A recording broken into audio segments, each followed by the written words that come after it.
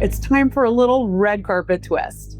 Since we both logged serious hours in the entertainment trenches, live mics, award shows, and a few wardrobe malfunctions along the way, we thought we'd play a lightning round called Cue the Camera. It's a fast-paced game that puts her back in the hosting seat with a few unexpected prompts. So the name of this game is Cue the Spotlight. So I'll give you some prompts and you just answer however you feel. Okay, sounds good. Yes, this does have a red carpet / entertainment hosting flavor to it. I know, this is why I'm getting my jam. Right? This is so it. Okay. Would you rather hit the Oscars red carpet with a busted zipper and no backup, or walk the Emmys in a look your stylist swears is amazing, but you secretly hate? Ooh, that's a hard one. I think the zipper, it leads to a funnier story. Oh, it could tell a lot of tales, couldn't it? Yes. All right. Red carpet roulette. You're live on air, and the next person walking towards you is either a Hollywood legend that you've really wanted to get, who never gives interviews, like kind of like a Robert De Niro sort of type, right? Or the other choice is a headline magnet reality star who never stops talking. Who do you roll the dice on? Well, as if it would have been my own choice, which never was, because producers are, your exec producer is always going to tell you who you have to take. And in that case, they would tell me I have to take the one who's never going to stop talking because they're going to get the most eyeballs probably. But as the entertainment journalist who started her career because I loved really talking, not about their personal lives and the gossip, but I really loved talking to them about the craft, about the movie they were making, about their love of what they were doing. And so I would go for the legend. The legend, I know. Could be a once in a lifetime sort of a thing, you know? Do you have a favorite celebrity interview? Yes, and I feel bad for anyone who's heard me say this before, but it's always my favorite story, which is actually Tom Cruise. It wasn't just Tom Cruise on a regular red carpet. It was Tom Cruise in Seville, Spain, on the back of his motorcycle, getting a ride with him when no one else was. Yeah, that doesn't suck. Yeah, not so bad. And it was a Ducati, which is like his, motorcycle choice. So, and I tell my kids, don't ever go on a motorcycle. And there I was without a helmet because it was Tom Cruise, but it was a closed course. So we were literally in the middle of the town, and it was, all cordoned off for this particular shoot. Yeah. What movie was it? It was a Cameron Diaz movie that they did called Night and Day.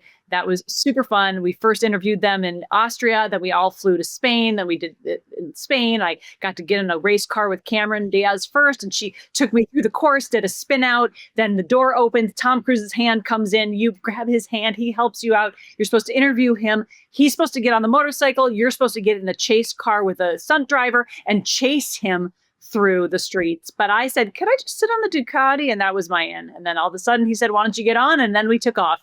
Ooh, he's so cool. he's so charismatic. Absolutely. Yeah. Okay. Would you rather do the e-glam bot after running in heels from your car in 90-degree heat, like sweating, or be caught on camera mid-bite on a red carpet line with spinach in your teeth? Ooh, the spinach in the teeth. Right? Because everyone has that, right? I do. And then I'd be like, hey, I was getting my greens and fiber in, people. Totally. Like health tip. Yep, exactly. Okay. Teleprompter terror. Your co-host goes rogue and totally veers off script into a completely uncharted, insane territory. Now, do you A, try to save the segment gracefully, or go with it? Oh, go with it all the way.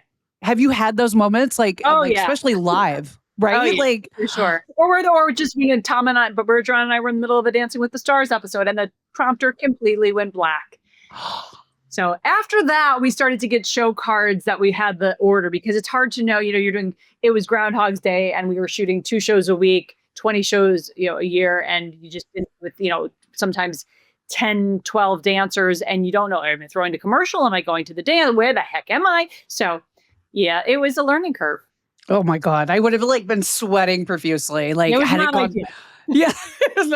Have you been watching this season of Dancing with the Stars? It's funny that you ask. I have not really watched the show at all since I left, except for like to peek in once or twice in the last however many years.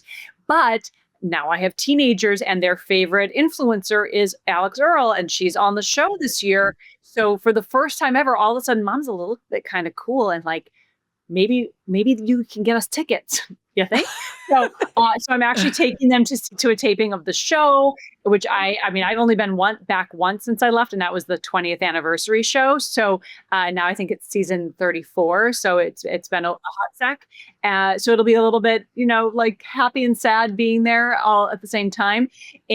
But we watched the first episode actually just last night. It's funny that the timing of our interview, and it was so interesting to watch with my girls. I was pregnant with my now almost 18-year-old when I was on the show. And my little one, I mean, she was born after I had left. And so it's so fun to see it through their eyes, but also my little one, who's not so little, 14 now, just kept saying, wow, she'd look at me and she'd look at the TV, she'd look at me and she'd look at the TV and go, I mean, I can't believe like that was your life before us. Like you were doing that.